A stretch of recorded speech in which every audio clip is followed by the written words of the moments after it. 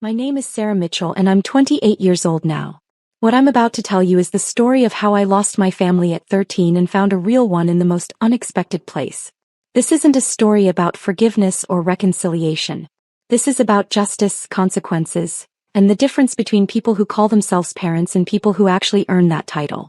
Before I tell you what happened at that graduation ceremony, when my biological mother sat frozen in her seat while 847 people watched me honor the woman who actually raised me, I need to take you back to where it all started. Back to St. Mary's Hospital, room 314, on a Tuesday afternoon in October when I was just 13 years old. I remember the exact smell of that hospital room.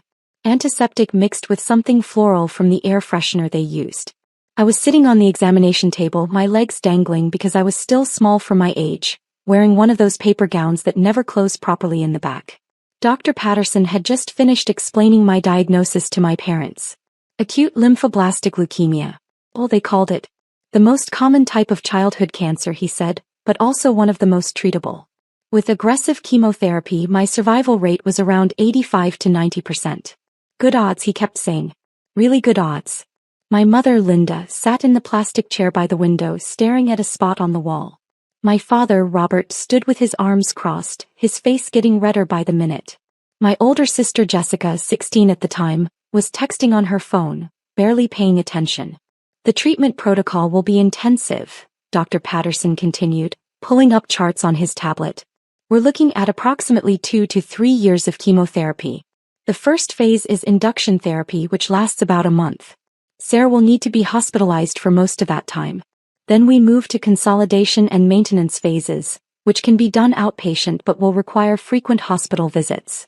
How much? That was the first thing my father said. Not, is she going to be okay? Or, what can we do to help? Just, how much? Dr. Patterson cleared his throat. With your insurance, you'll be responsible for roughly 20% of the costs. Over the full treatment course, that could be anywhere from $60,000 to $100,000 out of pocket. But we have financial assistance programs, payment plans. My father's laugh was harsh and cold. You're telling me we have to pay $100,000 because she got sick? Robert, my mother said quietly, but she didn't look at me. She still hadn't looked at me since the diagnosis.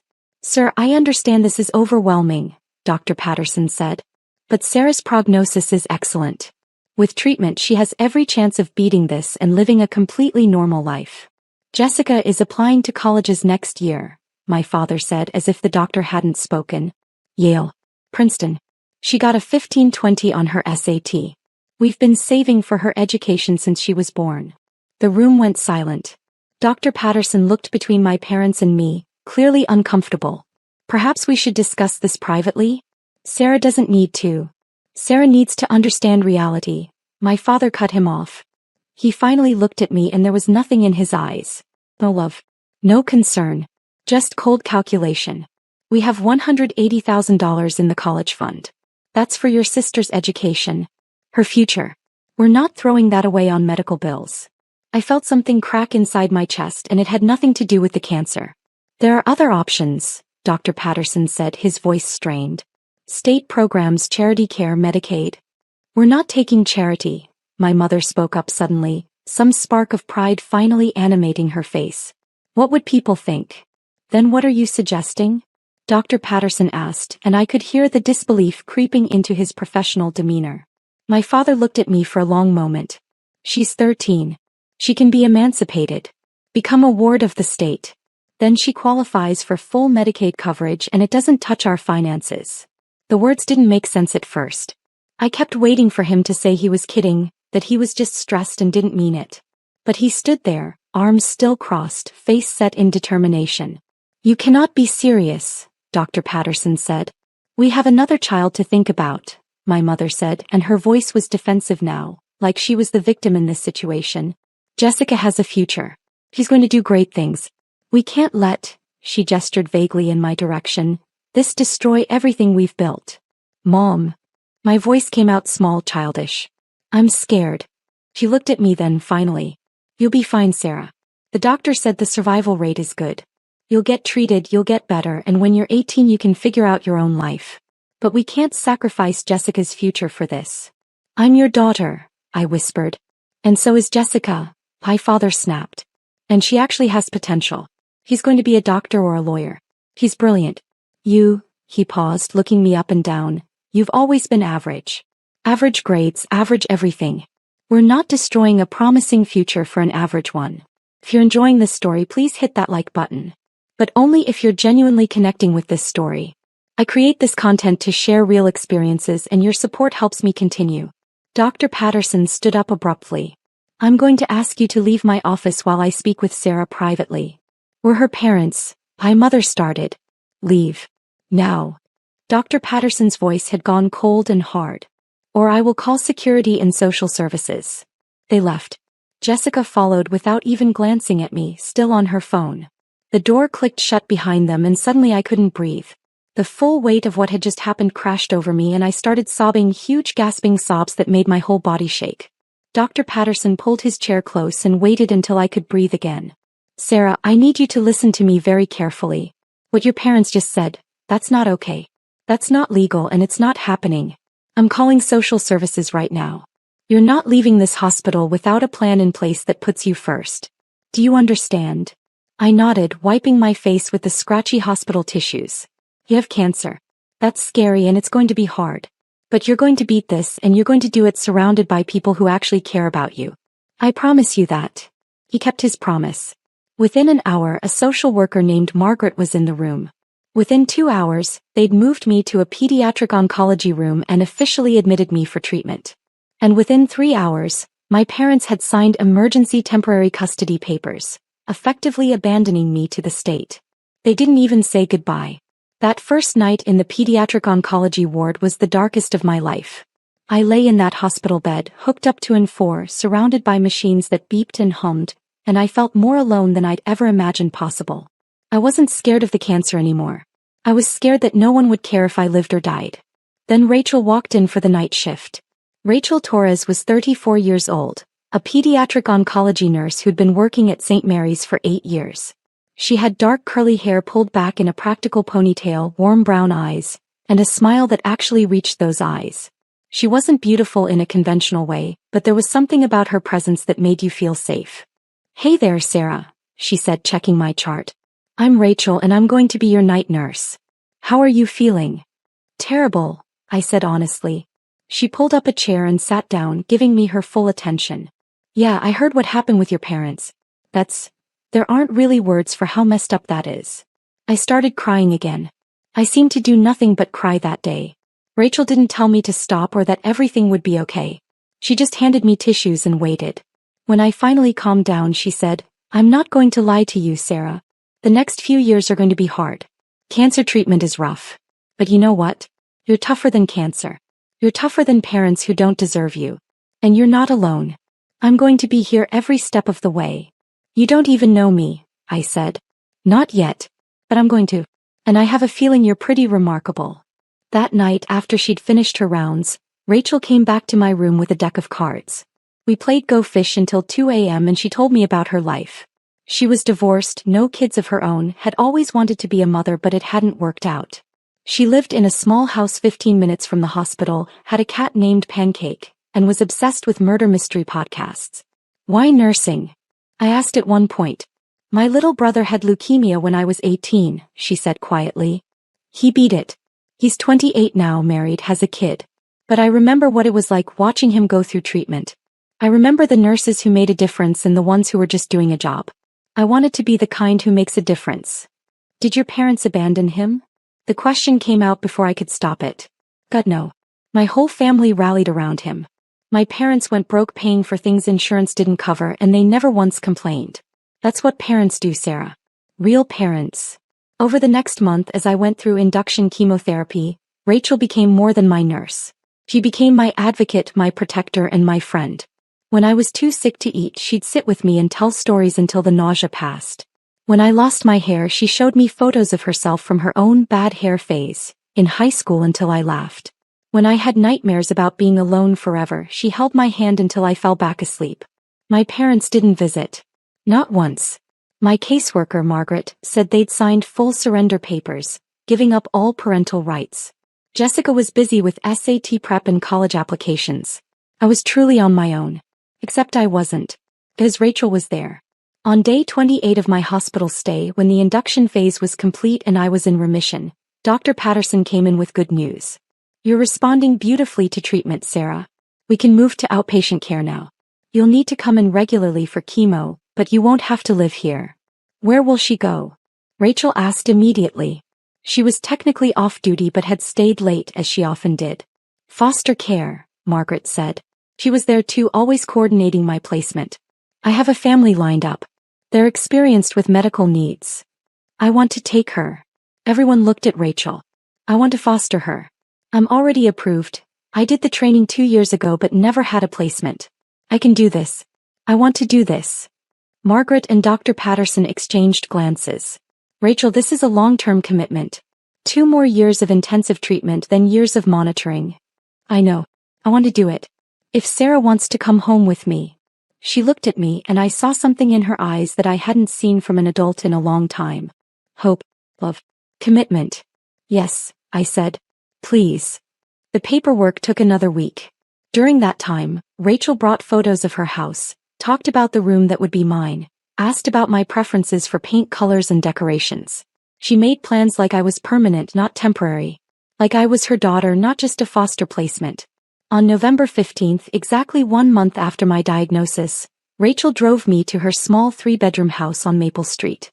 She carried my single bag of belongings, everything I owned in the world, and led me inside. This is your room, she said, opening a door on the 2nd floor. I stepped inside and stopped. The walls were painted a soft lavender, my favorite color, which I'd mentioned once in passing. There was a new bed with a purple comforter, a bookshelf already stocked with young adult novels, and a desk by the window. On the desk was a framed photo of Rachel and me from the hospital, both of us smiling at the camera. Welcome home, Sarah, Rachel said softly. I broke down crying for what felt like the 100th time that month. But this time they were different tears. These were tears of relief, of gratitude, of hope. Rachel wrapped her arms around me and held me while I cried. You're safe now. You're home. And I'm not going anywhere. He kept that promise too. The next 2 years were hard. There's no sugarcoating chemotherapy, it's brutal. But Rachel made it bearable. She drove me to every appointment, held my hand during every infusion, and sat with me through every bout of nausea. She learned to cook all the bland foods I could tolerate during treatment. She bought me soft hats and scarves when I felt self-conscious about my bald head. She helped me keep up with schoolwork through a home hospital program. But more than that, she gave me stability, structure, love. Every morning, even on my worst days, Rachel would come into my room and say, "Good morning, beautiful girl. It's a gift to see your face." Every night, no matter how late her shift ran, she'd come home and check on me, sitting on my bed to hear about my day. On good weeks, we'd go to the movies or the park. On bad weeks, we'd camp out on the couch with blankets and watch terrible reality TV. She never once complained about the cost. Insurance covered most of my treatment, but there were still expenses. Co-pays, medications, special foods, supplies. Rachel's house was small and modest, and I later learned she'd taken out a second mortgage to cover some of the costs. She never told me that at the time. She just made sure I had everything I needed. 6 months into my treatment, Rachel sat me down at the kitchen table with a serious expression. "Sarah, I need to ask you something important." My heart sank. Was she sending me back to foster care? Had she changed her mind? "I want to adopt you. Legally. Permanently. Not just foster care. I want you to be my daughter. My real daughter. Would that be okay with you?" I couldn't speak. I just nodded and cried, and Rachel cried too, and we held each other in that kitchen until Pancake the cat got jealous and demanded attention. The adoption process took another 4 months, but on my 14th birthday, I officially became Sarah Torres. Rachel threw a small party with some of her friends and a few kids I'd met through the hospital's support group. We ate chocolate cake. I was having a good week and could actually keep food down. And Rachel gave me a necklace with a pendant that had both our initials intertwined. "You're mine now," she said, fastening it around my neck. "Forever." Drop a comment and let me know where you're watching this from. Your support means everything to me. When I was 15 and finally finished active treatment, entering the maintenance phase with just monthly checkups, Rachel sat me down for another serious talk. "You've missed almost 2 years of normal school. You're academically behind, and that's not your fault. You've been fighting for your life. But I want you to know something. You're brilliant, Sarah. I've watched you devour those books, ask questions that make doctors think twice, problem solve in ways that amaze me. You have so much potential and I'm not going to let cancer or your biological parents' cruelty steal that from you. She enrolled me in an online advanced curriculum program and hired a tutor. She stayed up late helping me with homework she barely understood. She celebrated every small victory, every A on a test, every concept I mastered, every goal I reached. Why are you doing all this? I asked her once when she was falling asleep over my calculus homework at 11 p.m. You work full-time. You're exhausted. Why push me so hard? She looked up and her eyes were fierce. Because your biological parents told you that you were average. That you had no potential. That your sister's future was worth saving and yours wasn't. I'm going to prove them wrong. We're going to prove them wrong. You're going to do extraordinary things, Sarah Torres, and the whole world is going to know it. By 16 I'd caught up to my grade level. By 17 I was ahead of it taking college-level courses. Rachel's house was always filled with books, study materials, and the smell of coffee as we worked side by side. Her on nursing journals, me on AP homework. But it wasn't all academics. Rachel made sure I had a life too. She took me to concerts, museums, and plays. She taught me to cook and let me make disastrous messes in the kitchen. She introduced me to her friends who became my aunts and uncles. She made sure I went to therapy to process everything I'd been through. Healing isn't just physical, she'd say. Your heart needs care too. When I turned 18 and got the 5-year all-clear from Dr. Patterson, meaning I was officially in remission with minimal chance of relapse, Rachel took me out to our favorite restaurant. Over pasta and breadsticks she pulled out a small box. I know you're technically an adult now and you don't need me to be your legal guardian anymore. But I want you to know you're my daughter. That's never going to change. Whether you live here or move away, whether you're 18 or 80, you're my kid. Always. Inside the box was a ring, simple and silver with both our birthstones. To remind you that you're never alone, Rachel said. I wore that ring every single day. During my senior year of high school, Rachel and I started talking seriously about college. My grades were exceptional. 4.0 GPA, perfect scores on AP exams, strong SAT scores. I discovered a passion for medicine during my treatment, wanting to be like Dr. Patterson and Rachel. Someone who helps people through their darkest times. I want to apply to Johns Hopkins, I told Rachel one evening. Their pre-med program is one of the best in the country and their medical school. It's a dream. Johns Hopkins was also obscenely expensive. Even with financial aid, it would be a stretch. Rachel didn't hesitate. Then that's where you're applying. We'll figure out the money. You apply to Hopkins and you're going to get in. He was right. In March of my senior year, I got my acceptance letter from Johns Hopkins University with a substantial scholarship. Between the scholarship, grants, and federal loans, the cost was manageable. Rachel insisted on covering my living expenses. You focus on school, she said. I've got this. But. No buts. You're going to be a doctor. You're going to save lives. You're going to be extraordinary. That's worth every penny. I cried when I opened that acceptance letter and Rachel cried with me. We'd done it. Together we'd proven everyone wrong. I spent 4 years at Johns Hopkins working harder than I'd ever worked in my life. Pre-med was brutal. Organic chemistry, physics, biology, endless labs and papers and exams. I called Rachel almost every night, sometimes just to hear her voice, sometimes to cry about a bad grade or a hard day. You can do this, she'd say every single time. You're Sarah Torres. You beat cancer. You can beat anything. During my sophomore year, I came home for Christmas break and noticed Rachel looked tired. Thinner. I asked if she was okay and she waved me off.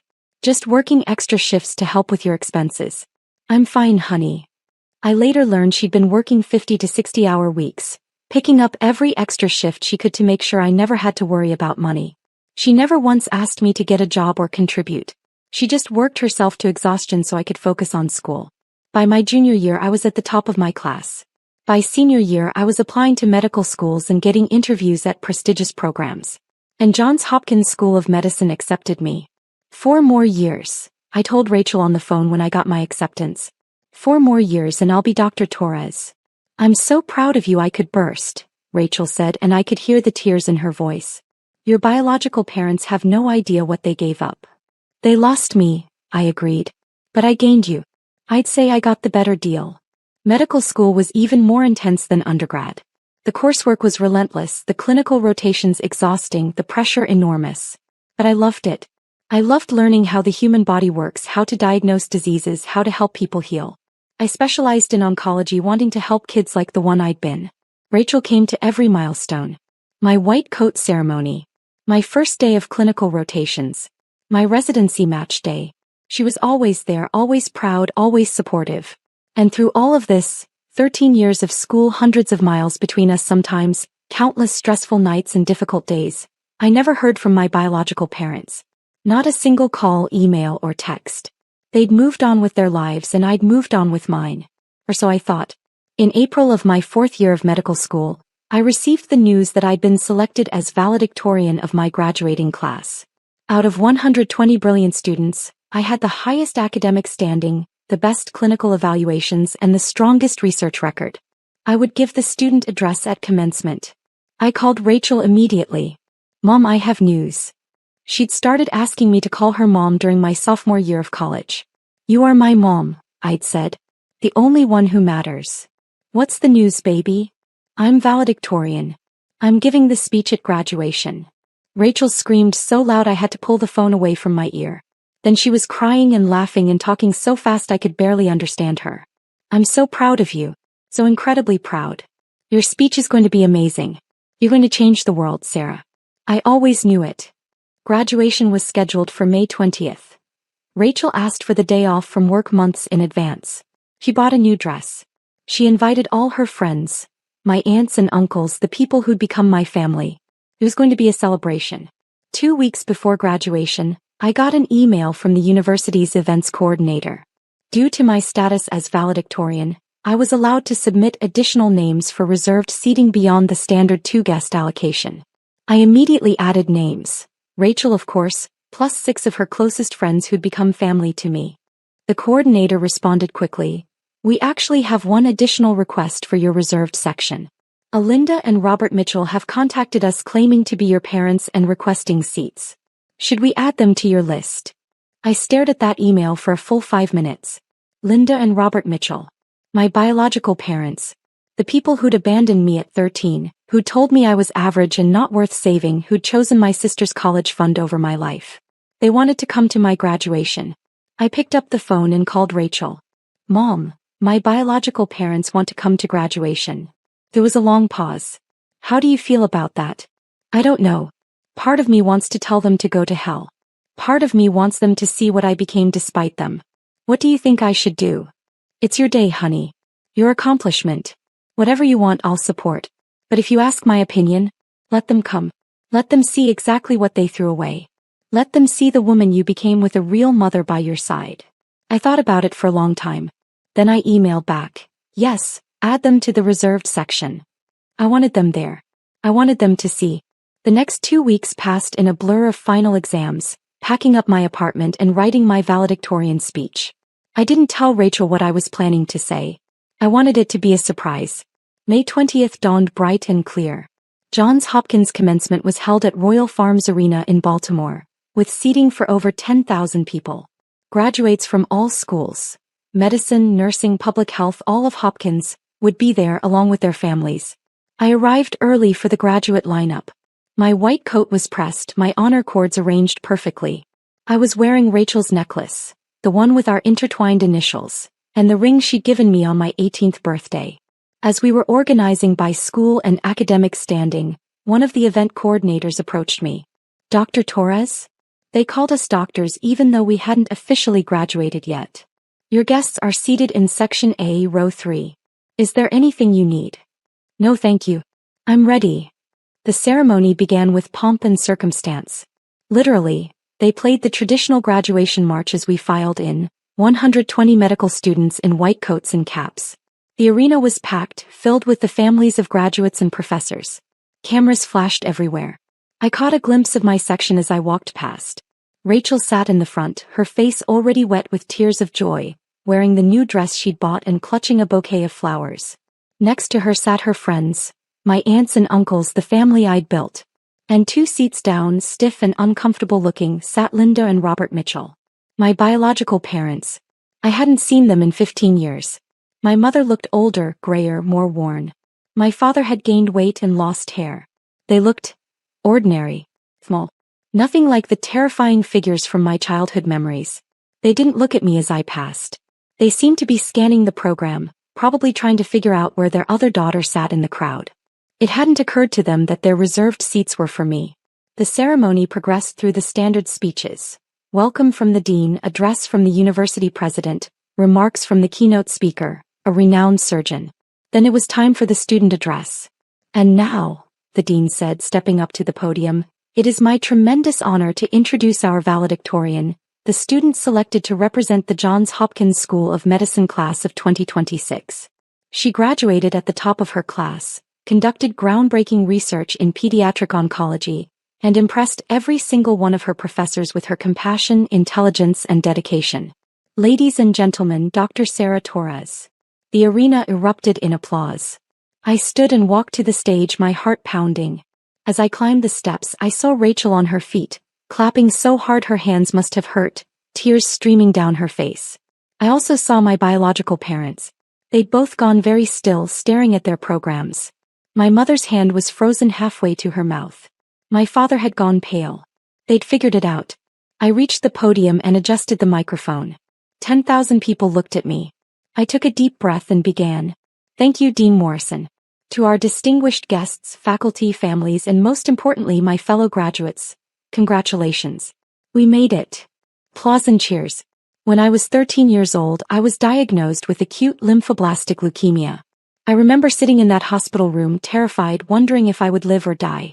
I remember the doctor explaining treatment options, survival rates, the long road ahead. And I remember the moment I realized I would have to walk that road alone. The arena had gone quiet. Everyone was listening. My biological parents made a choice that day. They decided that my life wasn't worth saving. That the cost of treatment was too high. That their other daughter's college education was more important than my survival. They abandoned me in that hospital room and I never saw them again. I was 13 years old, bald from chemotherapy, terrified and alone. I could see my biological mother in the audience. She'd gone completely white, her hand now pressed fully over her mouth. My father stared at his lap, refusing to look up. Around them, people were starting to whisper, glancing in their direction. But I wasn't alone for long. Because a pediatric oncology nurse named Rachel Torres. I paused, looking directly at Rachel, who was openly sobbing now. Saw a scared child who needed a family. And she didn't just treat me as her patient. She brought me into her home. She held my hand through chemotherapy. She made me laugh when I wanted to give up. She taught me that family isn't about biology. It's about showing up. It's about love. It's about believing in someone even when they don't believe in themselves. Rachel covered her face with her hands, her shoulders shaking. Rachel adopted me when I was 14. She worked double shifts to pay for my needs. She stayed up late helping me catch up on the schoolwork I'd missed. She told me I could be anything I wanted, do anything I dreamed. When I said I wanted to go to Johns Hopkins, she said, "Then that's where you're going." And here I am. The audience applauded. I waited for it to quiet. I beat cancer. I graduated high school with honors. I completed my undergraduate degree in 3 years. I excelled in medical school. I'm going to be a pediatric oncologist helping kids like the one I was. And I did all of that because one woman believed in me. One woman showed me what real love looks like. I pulled off my cap, breaking protocol, but I didn't care. This degree belongs to Rachel Torres. This accomplishment is hers as much as mine. She saved my life not just from cancer but from believing I was worthless. She taught me that I deserved to take up space in this world. That I deserved to dream big. That I deserved to be loved. I looked directly at my biological parents for the first time. My mother was crying now, but they weren't tears of joy. They were tears of realization. My father still wouldn't look up. To my biological parents who are here today, I paused, letting that sink in, letting everyone in that arena know exactly who I was talking about. Thank you for teaching me what not to be. Thank you for showing me that titles don't make family. Thank you for giving me up so that I could find my real mother. The silence was deafening. And to Mom, I looked at Rachel, who was standing now, one hand pressed to her heart. Thank you for every sacrifice. Thank you for every late night, every doctor's appointment, every tear you wiped away. Thank you for choosing me when no one else did. Thank you for being my mom. You are the reason I'm standing here today. I love you. This is for you. The arena exploded. Applause, cheers, people standing, the noise overwhelming. But I only watched Rachel, who was crying so hard she couldn't stand properly, supported by her friends. She mouthed, "I love you," and I mouthed it back. And I watched my biological parents. My mother sat frozen, her face a mask of horror and grief. My father had his head in his hands. Around them, people had figured out who they were, and the looks they were receiving were not kind. They'd come to see their abandoned daughter graduate. Instead, they'd been publicly identified as the people who'd valued money over their child's life. I finished my speech. The parts about medicine, our responsibility to patients, our oath to do no harm. But the real message had already been delivered. When I returned to my seat, my classmates stood and clapped. Several of them hugged me as I passed. The rest of the ceremony blurred together. The conferring of degrees, the moving of tassels, the recessional. All I could think about was getting to Rachel. After the ceremony ended, there was a reception in the adjacent hall. I was immediately swarmed by classmates, professors, and people I didn't know congratulating me on my speech. Through the crowd, I could see Rachel pushing her way toward me. When she reached me, we both broke down. We held each other in the middle of that crowded reception hall and cried, not caring who saw. "You didn't have to do that," Rachel sobbed. "You didn't have to give me credit." "Yes, I did. Because it's true. All of it. I'm so proud of you. So proud." We were interrupted by Dean Morrison, who wanted photos, and then by local news reporters who'd caught wind of my speech and wanted interviews. Through it all, Rachel stayed by my side, her hand in mine. I saw my biological parents once more across the hall. They were standing alone, no one approaching them, watching me from a distance. My mother looked like she wanted to come over but was too afraid. My father looked angry, his face red. They didn't approach. After about 20 minutes, they left. I found out later what happened through a series of voicemails and emails that came over the following days. Apparently, after abandoning me 15 years earlier, my parents had indeed put all their resources into Jessica's education. She'd gone to Yale, then law school. She'd gotten a high-paying job at a corporate firm. She'd met and married a wealthy investment banker. My parents had been living off the financial support Jessica provided, having spent their own savings on her education and their retirement fund on helping her buy a house. But 6 months before my graduation, Jessica's husband had been caught in an insider trading scheme. He went to prison. Jessica lost her job in the resulting scandal. Their house was seized. Jessica, now broke and disgraced, could no longer support my parents. My parents had come to my graduation hoping to reconnect. Hoping that their abandoned daughter had somehow become successful enough to help them. They'd seen my name as valedictorian and thought it was an opportunity. Instead, they got publicly shamed in front of 10,000 people. My mother's first voicemail left that night. "Sarah, it's Mom. I know what you must think of us, but we never meant. We were scared. We made a mistake. A terrible mistake. But you're doing so well now and we're so proud and we thought maybe we could. We need help. Jessica can't help us anymore and we're facing foreclosure and we thought since you're a doctor now, please call me back." I deleted it. My father's email 2 days later. "Sarah, your mother is devastated. You humiliated us in public.